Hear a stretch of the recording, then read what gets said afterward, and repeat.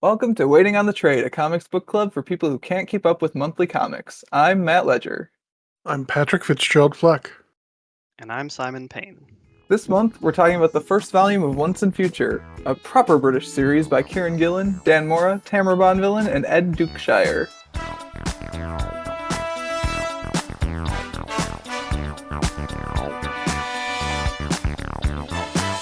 Now, in case you need a refresher about what this story is all about, Once Future is the story of a man and his gran who must stop an undead and not very nice King Arthur from reclaiming his throne. By this volume's end, Arthur is stymied, but man and gran are not on the best of terms. Man and gran. I was really proud of that one when I wrote it yesterday. It's got a certain poetry to it, yeah. It does, doesn't it? Simon, welcome back to the podcast. As always, with everyone we've welcomed back to the podcast recently, it's been a little bit. Yeah, no worries. Thanks for having me. I'm always down to clown. And then the comic ends with Merlan. I'm trying to think of something else.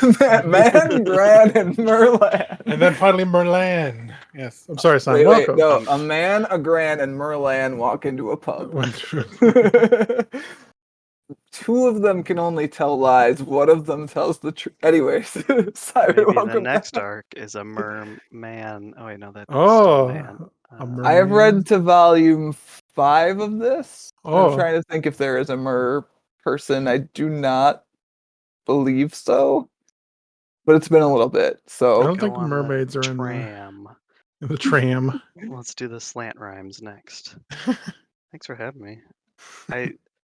I always like going on this podcast, but when I get the message about what we should discuss, it always gives me a small heart attack. So, because I always feel uninformed about comics until I just like on a mad dash, just like read a bunch of them or like first issues of stuff online until I can find one that find something you like. I just like to have opinions and have no basis or like. Yeah, it doesn't matter, right? Like. It's podcasting, guys. We just make it up and yell. That's all it is. Well, and like I've said on this show before, like I've been consciously trying to avoid superhero stuff unless I know a specific like one I want to do. There's nothing against them. I like superhero comics, but showing other genres within the medium is kind of a something that I wanted to do on this podcast when I was asked to do it. So like with pulp and stuff, it's like, well, let's try dark fantasy. Like, all right. Yeah, I think it is a sub goal of the podcast. Like a sub goal of the podcast for me is definitely like read stuff I wouldn't read otherwise. So I appreciate that. I do get a little sad when I look at the YouTube channel and like I've got it divided up into playlists of like no superheroes, DC Comics and Marvel Comics, and like outside of Sandman, the DC Comics one is just like short shrifted. My beloved DC Comics universe, but I think there's only 8 Marvel comics and 17 DC comics. So I think we're doing okay. The 17 DC comics, like half of those are Sandman because I put all the Sandman ones in there. Oh, fair which enough. is barely DC comics. There's so much crossover in the first couple issues. I mean, the Martian Manhunter is in the first and last volume of that, so you know. Wildcat was in the last volume. Wildcat was in the last volume. I mean, I think you, Pat, probably appreciate that. Like, as we delve deeper into like the bullshittery of superhero comics, I think you've come to appreciate that the good ones are good and the bad ones are bad, and they might not all be for you. So I think true. Your efforts are appreciated, Simon. I don't know. Maybe I could find a more obscure DC one that's good that we could do. But sorry, this is a side note aside. Did I read Not in my podcast? No. Right? We're just so focused. Did I read somewhere that the All-Star Superman's getting a live-action thingamajig somewhere? No. Oh god, now we're talking about DC Comics again, my beloved. The James Gunn announcement showed art from All-Star Superman, and apparently the Superman movie is influenced by, but it's not going to be a one-to-one thing. Okay. Which again, like I think we had this discussion kind of when we did All-Star of like, and Superman and the Authority, because Cal brought this up too of like, All-Star is very good Superman, but like maybe not actually the first Superman comic you give someone. Might be like the second Superman comic you give someone. Sure. Yeah, you gotta have some. Yeah. You start with Kingdom Come, and then That's another possible digression. I have feelings about my volume of Kingdom Come. But anyways, we should talk about the comic we came here What to talk comic book about. did we read? We That's read right. Once and Future, Volume 1, The King is It's Undead. the true king of DC Comics. Oh, wait, Dark. When Kieron Gillen Boom wants to Studios. discuss what stories are and how they affect us, he really goes hard and writes 3, possibly more, series of comic books about it. You know, I don't think this one's even that deep up its ass in the like power of stories, Neil Gaiman bullshit. I think this one obviously has some of it, right? But I don't I was think gonna has, say it's like the main crux of the story is that. I mean, kind of. It's not the stories can change us. Stories are all there is. Like, I don't think. I mean, if you guys Kinda are is. like I don't looking know. into it, I think it's hard for artists not to do that every once in a while because it feels like the Oscars are always like, oh, there's a movie about movies. movie about movies. Like we have to give that awards. This And takes Are place in there Hollywood. songs about songs in the same way? About the music industry? I'm sure there are. probably. I mean, a lot of rap and stuff is posturing about how much you sell and how much like your record deals and stuff. So, and like, I don't know, Taylor Swift probably has some song about songs, right? Oh yeah, now that you mention it, I'm sure there must be. We might track that down for the show notes. Before we Yeah. got too far into things, though, I did want to ask you, Simon, when you were flipping through first issues, what made you settle on this story as the one you wanted to talk about? It was the art style and then also Gran as a character. So, um, when I was first flipping through and I was like, oh, there's some interesting kind of like pages and individual uh, segments and stuff and images, and then started reading it. Um, Gran, like the quick wit kind of snappy dialogue, kind of almost Buffy the Vampire Slayer-ish setup. And then by the end of it, you just get like full on heavy metal album cover Undead Night stuff. I'm like, yeah, I'm in. So let's just go for it. Like, Yeah, it is a romp, right? In a way that I think Pat, as someone who's also read some other Kieron Gillen stuff, like other Kieron Gillen stuff is not really a romp. Other Kieron Gillen stuff is like it wants to make you feel things. Well, I think it's a romp, but I think he had more time. Because I thought I read somewhere that this one was supposed to be a mini-series at one point. Yeah, which I think is why I think off mic we were talking about some of the weird pacing near the end, and I wouldn't be surprised if that's part of it. Is like this was supposed to be a 6-issue miniseries, but this happened to a lot of Boom Studios stuff around this period where stuff was announced as like a 5 or 6-issue miniseries. Then it sold very well because turns out it was a good story with good creators, and so they upped it to an ongoing like immediately. And so I think like the team had plans for coming back to do like a season 2 at some point, but it went from hey, we do a season 1, we do a season 2 to hey, we're doing a 30-issue story essentially in one go. So I think that kind of changed up some of the delivery, especially probably near the end of this volume. yeah, that makes sense. I do like the momentum of at the beginning of it though, because you get a little bit of setup on who Duncan is and who Bridget is, but then once you get going, like it's like if we don't do something, the world is going to end and we're all going to go into the other world and get slaughtered. So like that one beat to the next for the first few issues, I do kind of like the frantic pace, but then yeah, it does kind of come to a screeching halt with like, oh, okay, like We the did it, Grail. but not really though. The Grail's gone, but like Arthur's still out there, so now what? Like, so Yeah. yeah, trying to hook into a larger story, I can see would be tough from what they had originally set out to do. It definitely has like good 80s action movie vibes to me, which I Yeah. am here for as a person who like watches Die Hard every Christmas. Like it definitely I like when you were talking, Simon, about it very quickly establishes the characters and then it starts doing the thing. But I think it also doesn't lose sight of the characters while it's doing the thing. It does a very good job of playing big and playing small at the same time in a way that I think a lot of those 80s action movies do. Like Die Hard, you remember a lot of the action stuff, but you remember a lot of the character stuff too, right? And I think it's that mix that makes those movies good. Whereas a lot of more modern stuff, and this might be unfair, I don't know, I don't watch modern movies that much these days, but like more modern stuff is just like explosions. And do I care about the characters? Eh. It's like Aaron Sorkin did a pass on an 80s action movie because it's just like we have a bunch of people scenes that we need people to say things, but can we just do it in Yeah. cars and inside like churches? Like There they're was like one we're walking and we're page. talking and we're shooting and we're like There's the page where they're driving towards the house that ends up being the Fisher King's house. Mm-hmm. And this really feels like a page to me where the script came in. Dan Mora decided, no, it's better if they drive through the gate. And then Kieron Gillen was like, oh, I'm into that. And so like panels 2 and 3 are don't slow down through the gate. 90% of driving in this business is crashing through gates at speeds. Like I don't think that was probably scripted that way, but like you got one of those nice comics moments of collaboration where the artist was like, I think this would be better, and the writer was like, oh yeah, that is better. Let's smash Yeah. that fucking gate. You don't need 2 to 3 panels of them stopping, getting out of the car, going over or around the gate, opening like just fucking go through the Yeah, gate. go do Like, the thing. Yeah. Yeah, so I think it's really smart. It's really well paced. I like, and this might be a good seg into my question actually. Like I really like how fluid the art is, even in just like the way it leads your eye down most of the pages and like across to the next page. Like mhm. it's not just choosing what moments are in the panels, it's choosing the composition of the panels and where the characters are placed.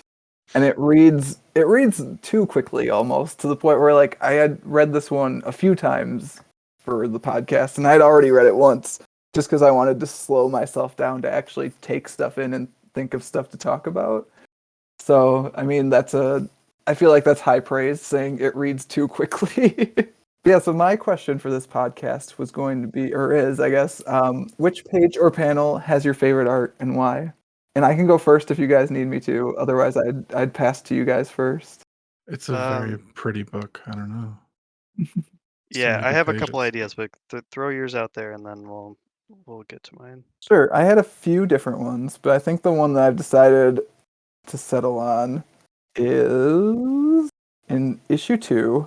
There's a page that's right next to what is one of my other favorite pages. The first one, which I'll just mention in passing, is like Arthur getting out of the crypt for the first time as a skeleton with the like Yeah, green wisps of like weird smoke. I don't even know what that is. Magical smoke, magical. spectral ectoplasmy It's weird stuff. because it's like kind of it kind of looks like mucus, but and like some of it's coming out of him, but some of it's smoke. I don't know. Good coloring all around. Like I was telling Pat before we started recording, give me more neon pinks, give me more fuchsias, give me more greens. Like Yeah. love it in a comic. But I like the page next to it on the right actually a little bit better because I think it's a good combination of this book's strengths. He pulls the Because sword out of the wall. Is that what you're talking about? no, so there's the Oh, splash sorry, I page where he's skipped getting out of the one. crypt. Yeah, no Yep. worries. I've got the physical copy, so I can see them both at the same time. So it's Duncan and Gran looking on, Mary and some of the nationalists looking on, and then you've got this big image of Arthur still in the middle of the page, and you see Gran's facial expression change, and then Arthur speaks, and it's this like weird Britannic gibberish. Like I think there's so much like it's kind of the strengths of this comic all in one bit because you get some of the really cool dynamic like action stuff and like the horror stuff as Arthur's like getting out of the crypt. You get small facial expressions from a lot of the characters that show like how they're reacting to the situation, and I really like Gran's oh no when she sees Mary the most there. Like there's so much packed into that one facial Mhm. expression. And then you get the nice like neon lime green coloring, and you get Ed Dukeshire doing some weird lettering stuff at the same time. Like it's a pretty good microcosm of the entire book, I think, except for it doesn't have the neon pink in it. That's what it's missing. His speech bubble's basically like a captcha on a Yeah, website. right. Like it's like zero, yeah. I do like about that 3-page run too, where when he first the full page when he's pulling himself out of the crypt, he's basically dust. Like it's just full skeleton. And then over the next couple pages, you see sinew and muscle and organs start to like fill his body over just a few panels, and it just Yeah, even in that really one page, like the one page, he adds a little bit of stuff on the torso in that first shot, and then his jaw like starts filling in the second panel he's in there. And then yeah, by a couple pages later, he's got basically full muscle up top and gaining leg muscle. He's working on leg day there. Yeah, I like the design of Arthur. I do think it's funny that it's like if he were fully human, he basically just has an open midriff, like constantly, just rocking them abs out and open. Like, Well, you know what? It's about time that if you the got horror it monster flaunted, got I added. always say, yeah. I mean, come on. I actually was reading an interview with Gillen earlier today where he was talking about how like using Duncan as like the like sort of airy space case gave him a way to subvert some of the normal action movie tropes. Like he was talking specifically about how like Duncan's clumsiness is what causes them to get noticed, right? And like that's something that in a like an Indiana Jones movie it'd be like the love interest he's with does that. So Yeah. maybe it's subversion of the tropes, Pat. Maybe Maybe. Arthur is sexy now. I mean, look at him in his armor. Dude's rocking it. Yeah, reading it a second time definitely caught some of the foreshadowing, the stone shadowing of watch out for that rock, and then even when they're in Granny's hiding spot, her little cache of weapons, she tosses the spear to Duncan that he later uses on the questing The beast. questing beast, yeah. And there's also the stuff about the baths that is like briefly mentioned when they go to Bath and then comes back again later. It's a very smart dumb book. Yeah, that whole resurrection scene, like even a couple pages later, it's page 50 on mine on Comixology, where he tests the blood of the nationalist, and then the next panel is him like cutting him in half, like just full on 300 gore moment, like It's good blood outlined. splatter. Yep. Yeah, that spectral green outline of the scabbard and the ooze smoke on his body. Yeah, like I don't think we could talk enough about how like essential Tamra Bonvillain is to this book being good. Like Colors? Heck yeah. colors are so much of this book. You're talking about later when we get to the other world with like the neon pinks and stuff. The second season of Legend of Vox Machina is out on Amazon Prime Video, and they go to the Feywild in that one, and it's basically like acid trip, psychedelic, like pinks, oranges, greens, blues, like things, and that otherworldliness of those colors is really well done in both this and that show. So Nice. yeah, like when Gran sees the sky change, she's like, "Oh no, it's happening already." Not this. Yeah, did you guys have a page or a panel that you want to talk about? Or we can just generally gush about the art. Like I just want to revel in the fact that the art is very good in this book. So any way we could do that, I will take as an acceptable answer to my question. Yeah, no, the art is really good. Really, really good. We were talking earlier that this might be both of our least favorite Kieron Gillen. Doesn't make it bad. It's just, but I Yeah, think the art probably gives it that extra nudge that it's sort of hard for me to say that. yeah, it's so weird to read this book and be like, oh, it's very good. It's probably my lowest ranked Kieron Gillen book. It's probably still the top 20 to 30% of comics all time, but like I would rather read Die Again. I would. Die is more of a thought experiment for sure. And it's so weird too, because like Dan Mora, also one of my favorite artists going. It's just like it might partially be because like this book is so British. It's the most British book I think that we have read for this. I'm sure it's not the most British book overall, but I think because it's so rooted there, that might be part of it. Whereas some of the other stuff that Gillen has written is stuff that I more connect with personally. But Oh, I guess it's not super like what's the one with the high school kids dating the young gay couple with the like rugby player or whatever. Oh, Heartstoppers. Hard, yeah. That wasn't like super overt, but every once in a while, while reading that, there'd be a time where like this is an English thing and not an American thing. I don't know. I didn't have to delve deep into the Wikipedia article for Anglo-Saxons to read Heartstoppers. That's true. I guess this is more historically British. Yeah, I guess we should have maybe started. How much do you guys know of Arthurian legend? So that was actually going to be my question before I decided I wanted to talk about the art. That was my stealth question that I put in the Discord thread. It was like, what is our familiarity with King Arthur and Arthurian legend? Mine's not very deep. Yeah, I've always liked mythology and I've always liked those stories and stuff. I've never read any of the like, the translations or any of the classic versions of it because the Arthurian legendarium is messy.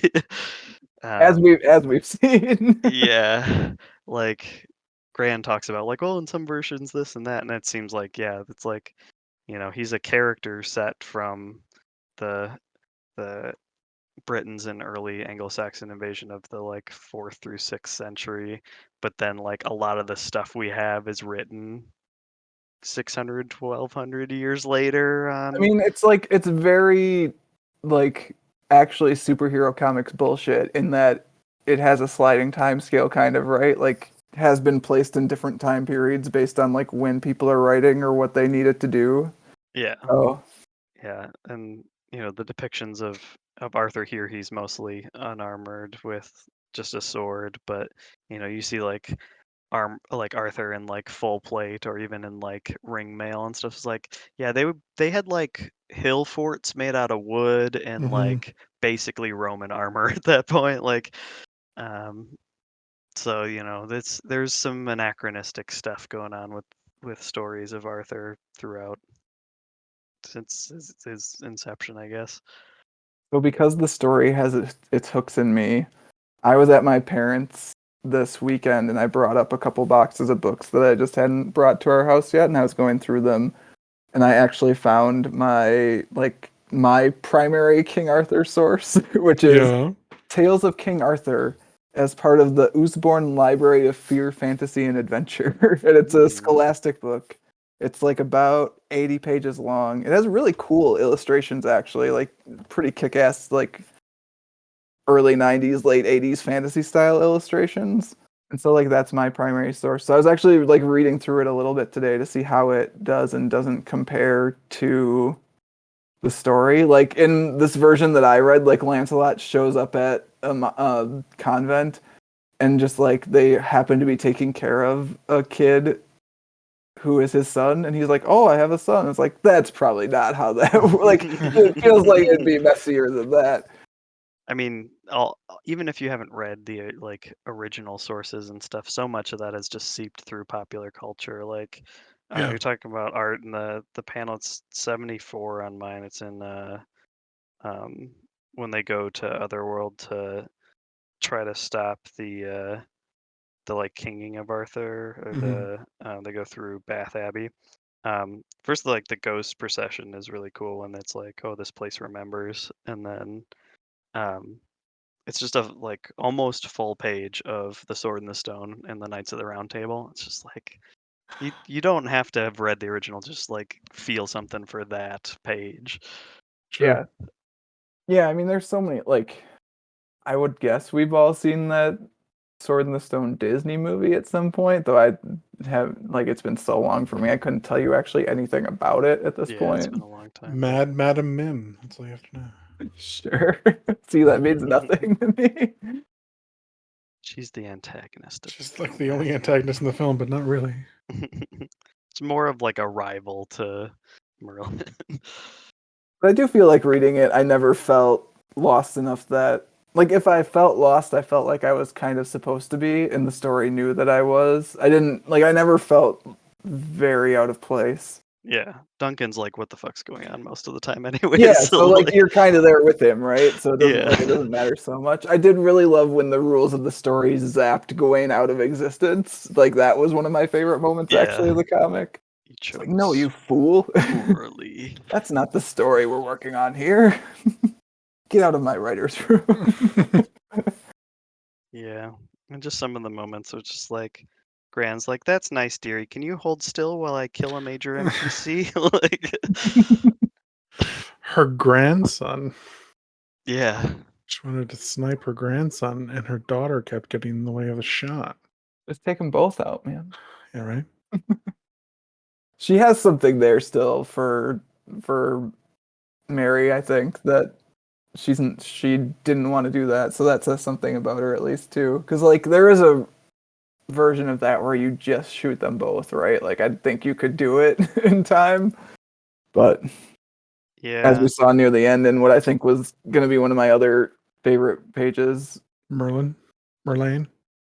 No, actually, it's the page where Gran's telling Mary basically to come with them because the other world is just like shifting into who knows what. yeah. And Mary's just kind of staring at her, and like her eyes drop from Gran's face to Gran's gun. Like the placement of Gran in that panel is really, really well done. We And then can't Mary talk. just runs back off into Otherworld. Yeah, can't talk about this without mentioning Last Crusade, right? Like Indiana Jones' search for the Holy Grail, and that moment is when is it Ilsa, the Nazi lady, and they're escaping. The temple's falling apart because they took the Grail outside of it, and she's reaching for the Grail on the edge, hanging from a cliff, and Indy's like, give me your hand, like we can get out of here, you can live. And she goes for the Grail and falls into the chasm. It's just like, you have a chance to redeem yourself. You can keep living, or you can go after this great power. People choose poorly. And now she's gonna be Nimue. I don't know if that's how you say that. Yeah, I don't know. Could be wrong. That's a character that in my Tales of King Arthur book does not exist. So that's one where like as the volume goes, it does tell you like who that is and what her deal is and why she's important. But yeah, like the changeable nature of it, and also the like, no, in this continuity you see Nimue, this is Nimue from Earth Prime. Oh no, too real. Gotcha. Was cool. And I think likely you guys found that to be cool as well because we were all rules and stories people. Yeah.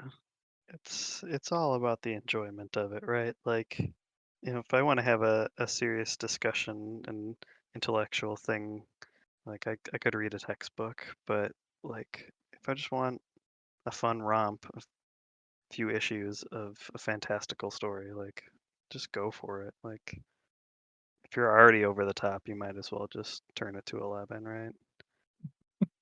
Like some of the alternate covers and stuff, and it's just like, yeah, like the symmetrical like questing beasts on either side and like guns and swords in the background. It's just like, yes. I mean, book knows what it is for sure. So Simon, I know you didn't get a chance to like possibly nail down a question, but did you have anything specific, like even just like an area of the story that you wanted to talk about, or?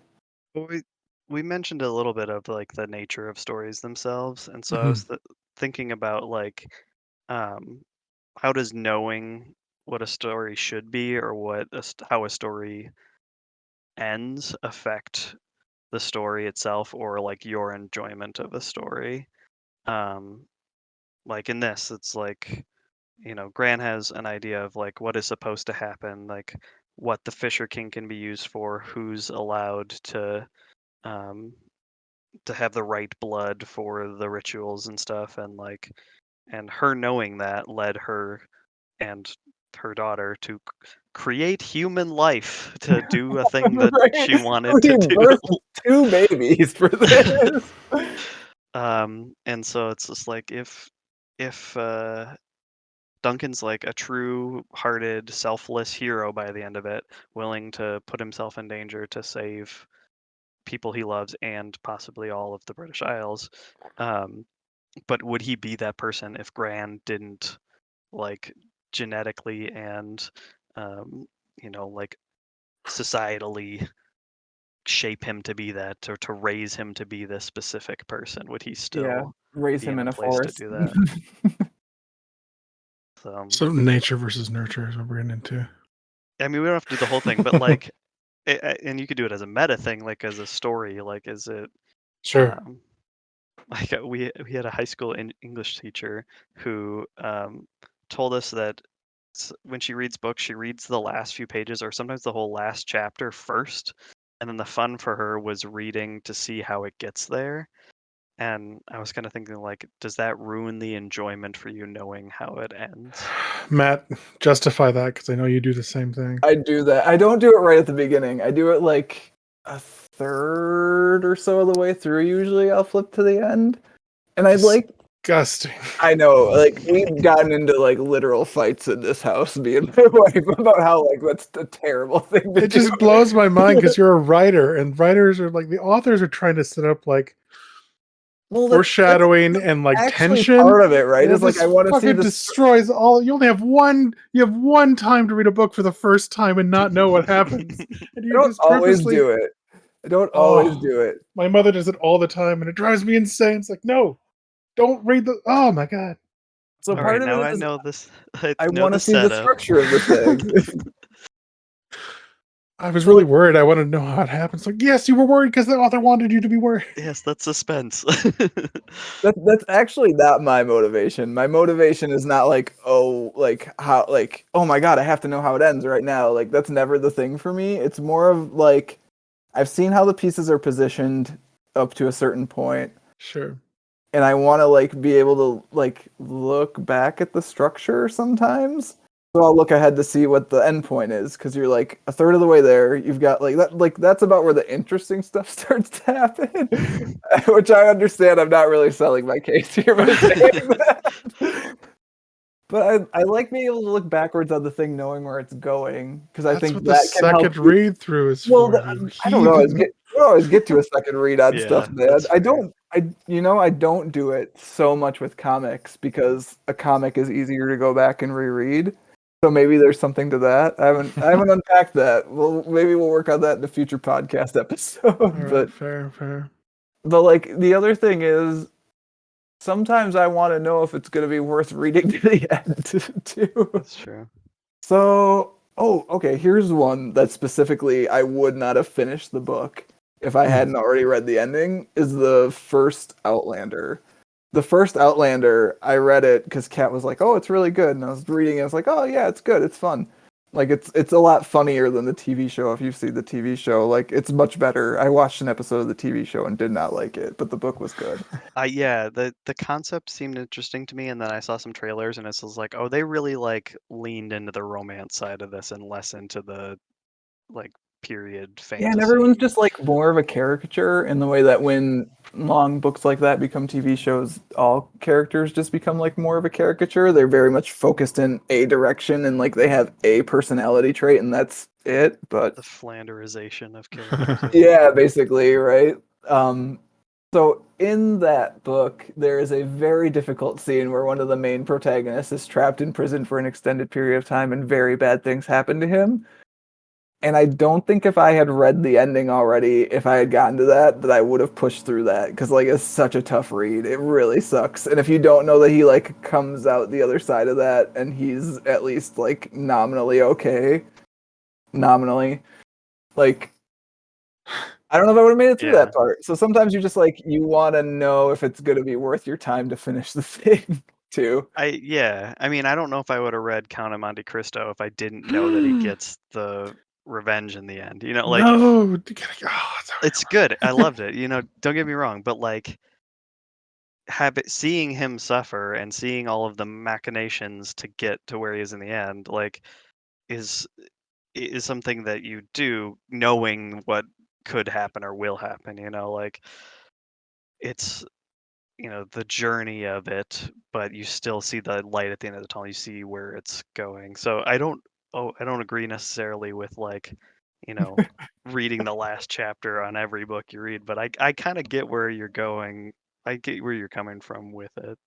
Yeah, and Um, like I just especially these days, like with the internet existing too, like I've just accepted that I'm gonna know the ending of a lot of things before I start them anyways. And like if I didn't watch everything I'd do the ending of, I would watch stuff. Like I'm thinking specifically of TV shows more so than books at this point. But mhm. like I don't know. Spoilers don't really ruin anything for me. Like I don't think I ever feel like I got less out of a story. I might have gotten something different out of a story. Like I think there is something to be said for like genuine surprise because you didn't know what was going to happen next. But I think you also get the balance of seeing the setup and like knowing, oh, okay, that's here because it's going to pay off here, or like, oh, okay, I know how this is going to become this. Like I think there's something to that too.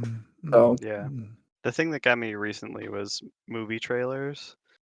Because you know, I'm not the biggest person with like, oh, you spoiled it. Like, I can't enjoy this at all. But like, if I plan on seeing a movie, I'll watch like the first teaser trailer or whatever, and then sometimes they put out like 2 or 3 more trailers after that, Yeah. and oh I'm yeah, I just like, turn it off. Like I I'm like just yeah, I same want to thing. see this movie. I will. You don't need to sell me on this movie anymore. I will see it. Like, and I enjoy seeing it with that because there's sometimes, especially with comedy movies, they like throw so many of the good jokes into the trailer, and Yeah. then you just see a 90-minute version with some of those good jokes, and you're like, oh, that's all this was. Like, We've been watching some older movies lately, like in a mix with newer movies, and like so we'll get them from the library on DVD, and we watch the trailers beforehand just because like we both like watching trailers here, hmm and they're so much shorter. They're so much better. Just like not always, but like mostly. And like I don't know who decided that because movies are 3 times longer, trailers need to be 3 times longer, but like right. they're wrong. They don't. They're wrong. They should stop. And like certain ones, especially formulaic ones, not every romantic comedy follows this, but you know, like there's tropes within a genre. So, and it's just like when you lay that out, and maybe a movie has something special, it has a twist that, you know, it's a subversion of that trope, and then you put that subversion in the trailer. It's just like, why? But now I know exactly what the new trope is. Like, and I don't want to see this now.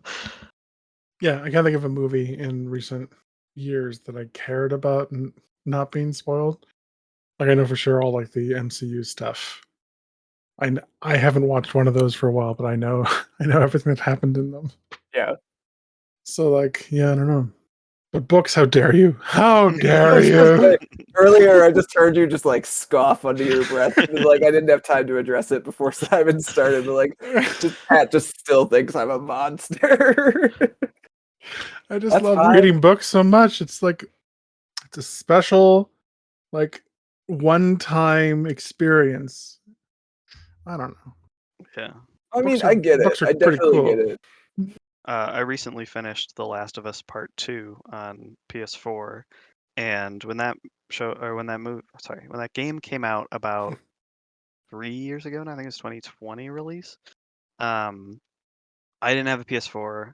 PS5s were, you know, just coming out really hard to get. Like, I didn't know when I was going to be able to play this game. I knew I loved the first game, and you know, had played that, but I was just like, I'll see this eventually. So especially with all of the controversy of stuff around that game, I was like, I'll just kind of see what this is about. And so I ended up seeing a video clip of basically like last climactic battle between the two main characters. Oh God. Um and so it's like, okay. And then now, you know, like a couple of years later, PS4s were easier to find because people were able to get PS5s.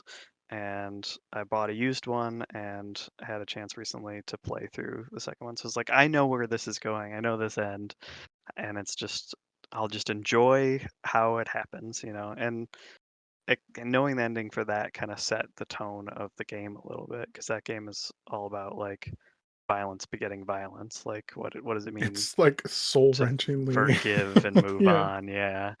So like knowing what the decisions are at the end is just like, oh, okay, now I'm just gonna see how these characters get to that point. So I see both sides, you know, No, like wrong. I wouldn't look at the last chapter of a mystery novel to see who did the crime because I think that's the fun of the mystery novel. Usually But don't do that either. Will say mysteries are usually like pretty off limits for the reading the last chapter in the middle of the story thing because same deal. But I also do have a reputation of being able to like figure out the mystery halfway through anyways. So I don't know. I'm just thinking of because I all read the. so many endings. You're just a complete degenerate. It's true. No, I'm just like I've been getting into the Brandon Sanderson series, and like just reading, I don't know, the oh my god, I'm blanking on what it's called. It's not called Mistborn? Mistwalkers. Yeah, Mistborn. Thank you. The Mistborn trilogy is fantastic, and I'm just trying to think of like if I read where it had went, like it goes on such a trip. I don't know if Matt, you're gonna read that series because I want you to read it, and you're not gonna read the ending first, all right? You're not gonna do it. Well, like of the actual trilogy, no, I probably won't. Of the first book, I No, probably will. not even the first book. Don't do it. It's so good. It's on the list. I'll let you know.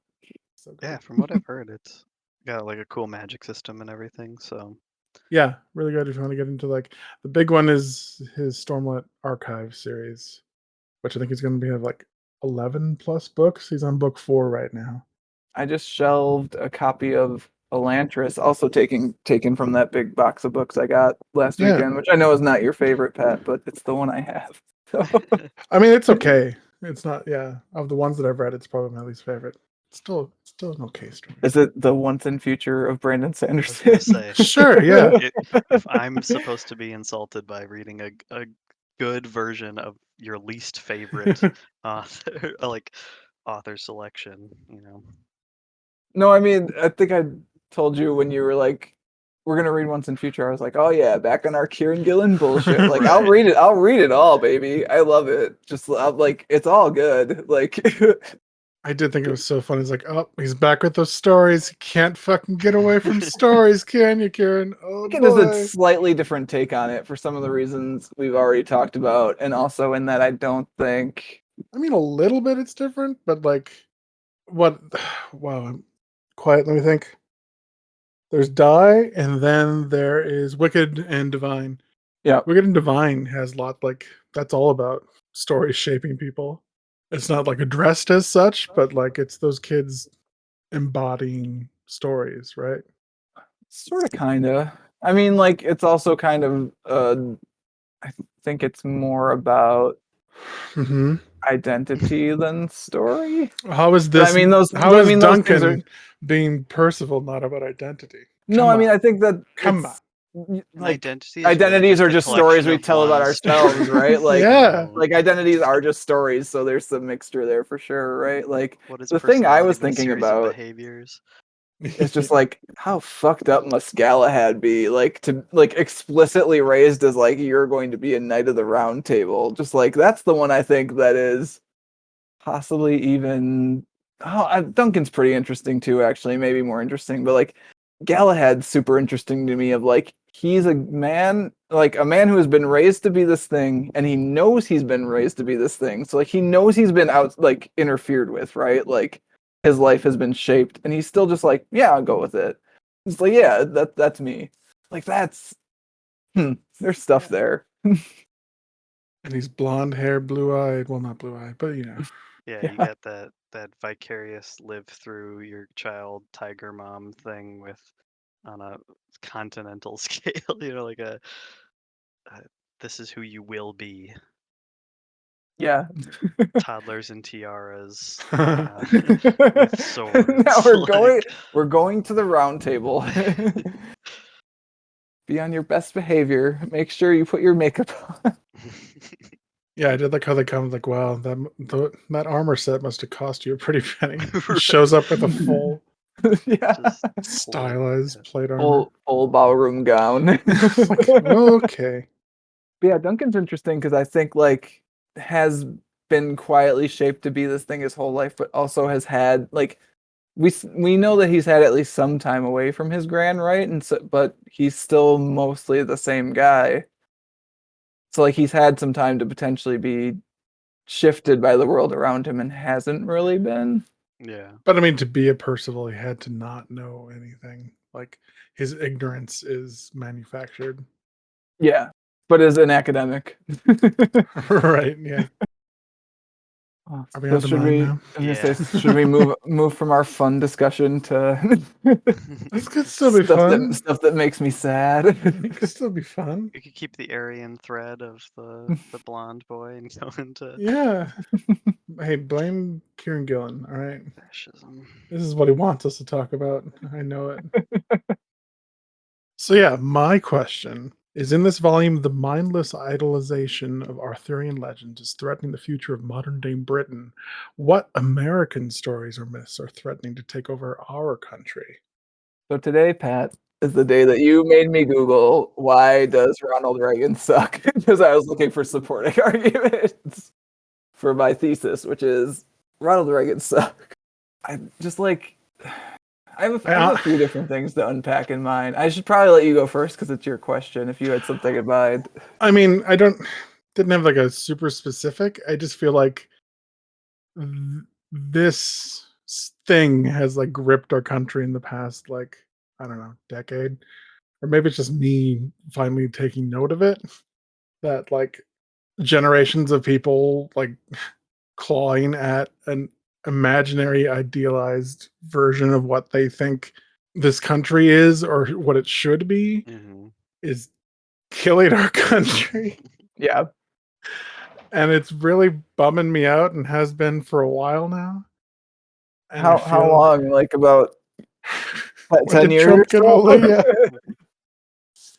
So yeah, this comic got me thinking, like, those Brits can't handle the true Britain of Arthur. I don't know if I can But it's all handle. just fucking stories, right? Which is like what Right. I mean. You're right in that this volume is very much about it's just stories. I think it gets off of that a bit to just become No, explosions and sure. shotguns and swords a bit in a way that some of the other Gillen stuff and like especially the Neil Gaiman stuff does it. Like Yeah. I think the it's stories about stories thing is more spice like than meat in this one. But at the same time, like it definitely is talking about how the like your faith in a story then blinds you to anything that is not the story and then also turns the story into a self-fulfilling prophecy. Right. It was not like this has never been like this isn't the story.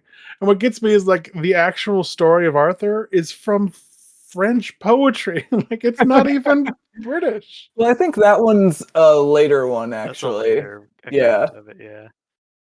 But yeah, it is one of the more like well-known ones for yeah, sure. Yeah. more easily available. But even Gran herself says the danger always comes from the people who take the story too seriously. So like you get, and then she also says, um, a little knowledge really is a dangerous thing, including to us. So let's get out of here.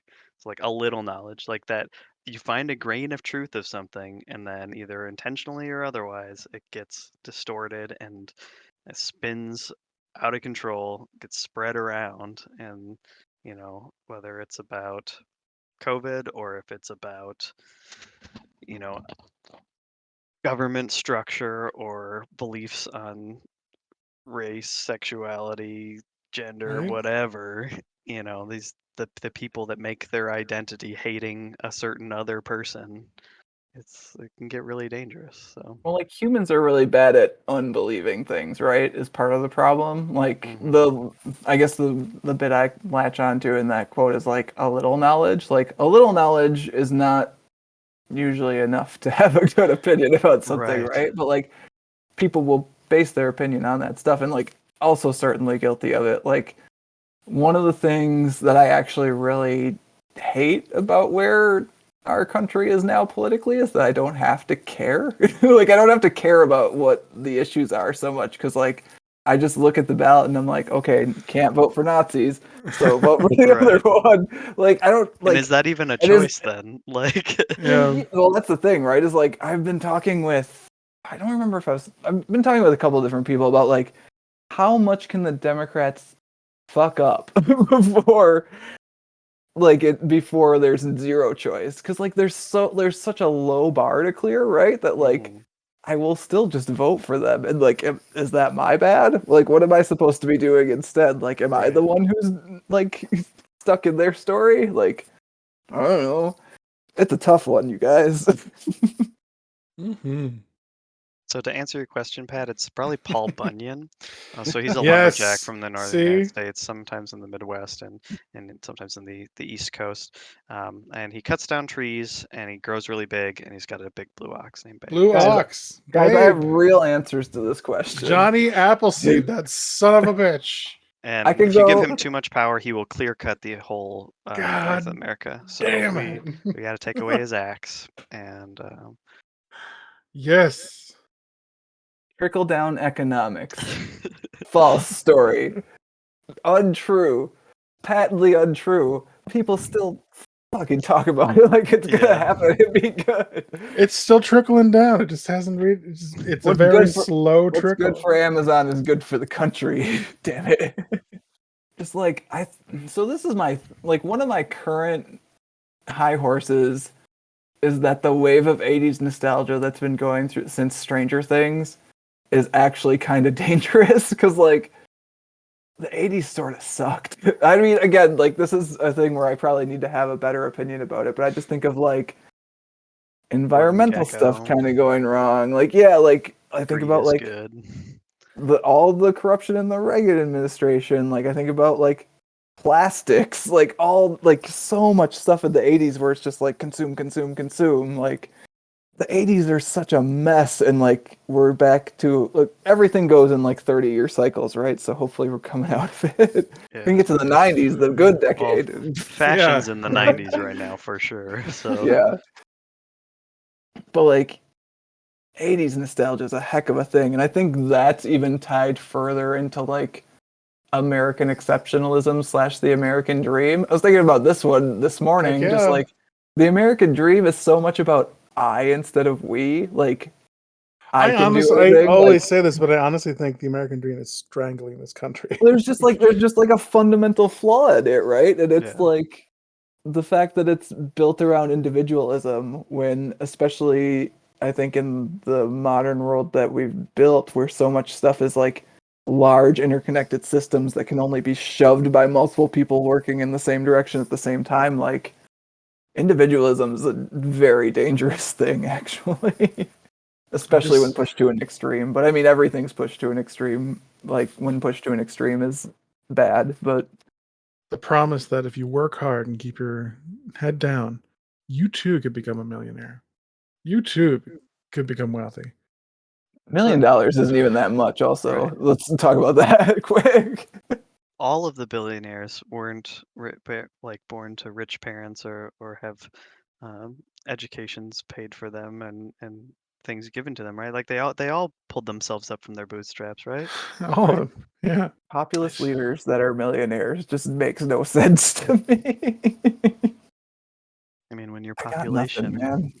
doesn't understand what's not good for them. Actively vote against their own interests. Just Yeah. what is happening? But yeah, man, I think there's a fundamental flaw in the fundamental American story, which is kind of wild. That you go all the way down to the bedrock, and you have to shift the entire direction of the quote unquote dream that the country is founded upon. And again, this is I was looking at, because I told Pat earlier, when I googled why does Ronald Reagan suck, the first article that was good that came up was from Teen Vogue of all places. It's about Reagan, and then how some anti-Trump Republicans were trying to distance Trump from Reagan because Reagan was so good, and it's just he's not good though. He's not. And it's got this which I haven't actually listened to the speech, but I know that it exists, this shining city on a hill speech for America too. And there's so much danger in thinking we are the best.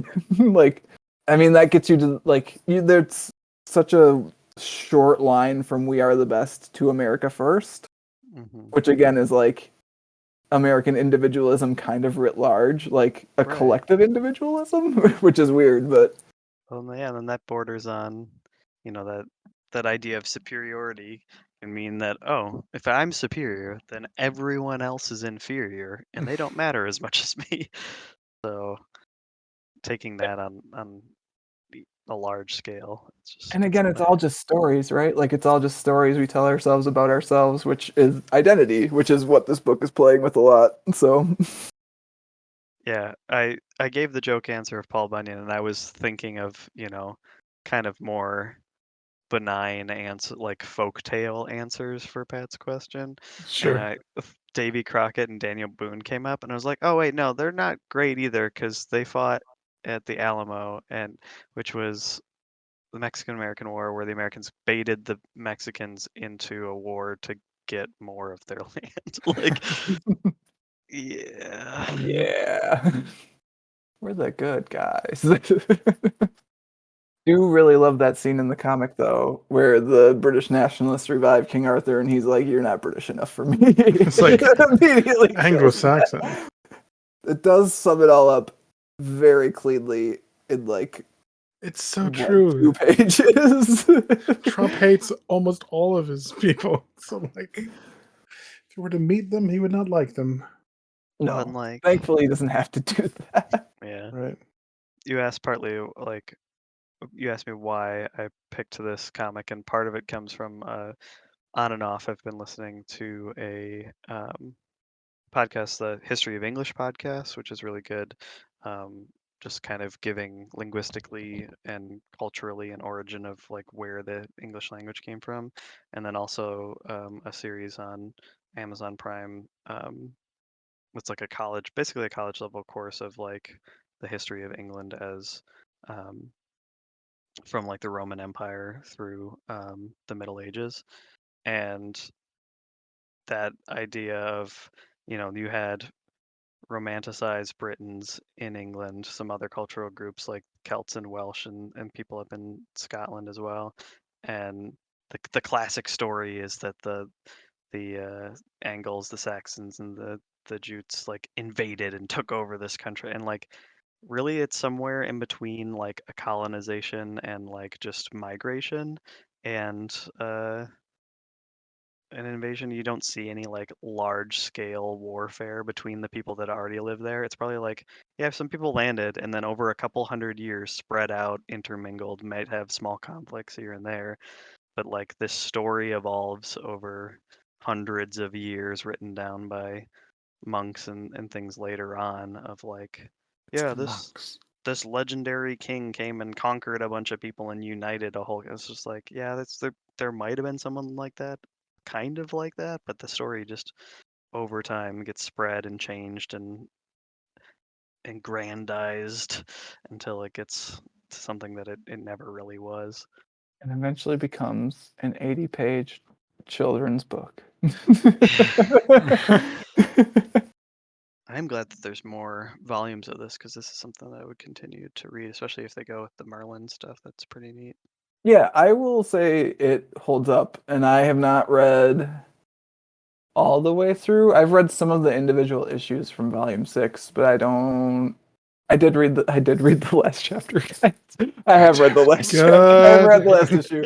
I was just trying to think, did I read issue 30? I was like, yeah, I did read issue 30. Can't be So stopped. I've read through Volume 5 because they're all collected, and I've read some of the single issues from 6. And I would recommend it if you like this volume, which I think we all did. Like, I would say keep reading it. It's fun. There's a fun bit with the cops from Hot Fuzz in one of the volumes, Oh, okay. All right. which Do is they get good. impaled like the guards outside of the cathedral? I will say nothing about what happens to them. And there's a fun bit with Boris Johnson, Oh, Hey. everyone's favorite Johnson. Everyone's favorite Johnson. I will also say there are multiple Kings Arthur running around in later volumes of Oh. Future too, because The turns story's out actually there are split? multiple takes on the story. Does the Monty Python one show up? I was gonna I cite mean, that as a Right? That's knowing part about of the my. Arthur legend. can't confirm, but Pat, haven't read it all, so can't deny. Oh my gosh. Matt, don't you dare jump to the end. You got to read it through now. Knowing that Galahad is Lancelot's son in some of the stories brings some interesting things into the where Lancelot saves Galahad from the sexy nun tower. No, it's much too perilous. Much too perilous. How did we almost make it through the podcast without a Monty Python Holy Grail reference? We got I there. didn't We want to got there. spam it from the top, so I thought we'd wait. Spam. I see what you did. Ah. Nice. That would have been a lot, Simon. Nope. No. Mm-mm.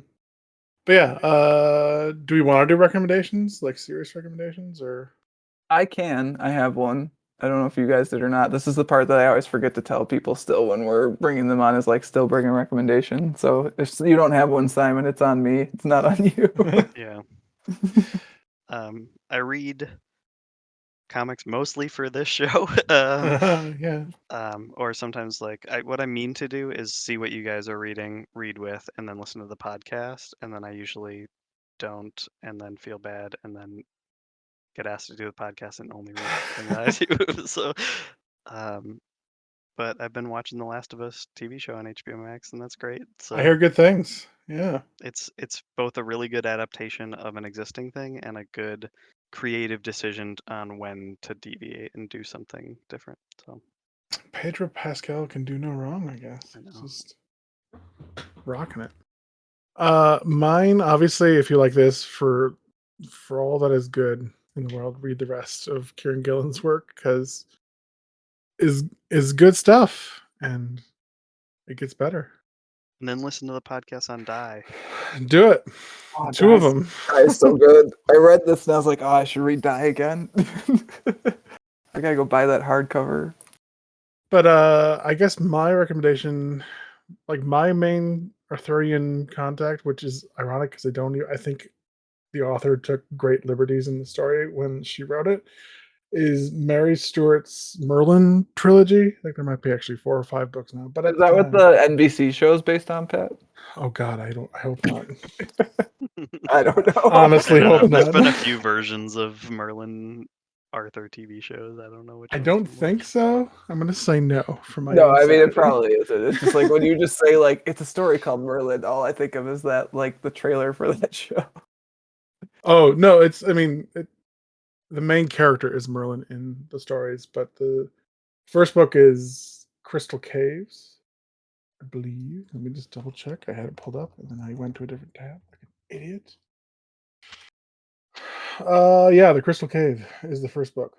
It's really well written. It's the life of Merlin, and again, he's aging properly, which makes no sense, but give that a pass. Oh, he doesn't Benjamin Button in the books. No. Well, that's Yeah. too bad. It's the story of Merlin, him growing up and then trying to help, guide Arthur into becoming king. It's good. I read it a long time ago because it was first published in like the 70s, so I'm sure my parents had it on their shelf and I grabbed it. I say that does sound like a Fitzgerald Flex special to me. Heck yeah, a bunch of nerds over here. But yeah, I would recommend that. Actually, I thought of one that is again not a comic book, but the Myths and Legends podcast is really good for having a summarized, slightly modernized version of classic stories. So they do research into folk tales, mythology, things like classic stories from around the world, and then kind of read a new version of it. So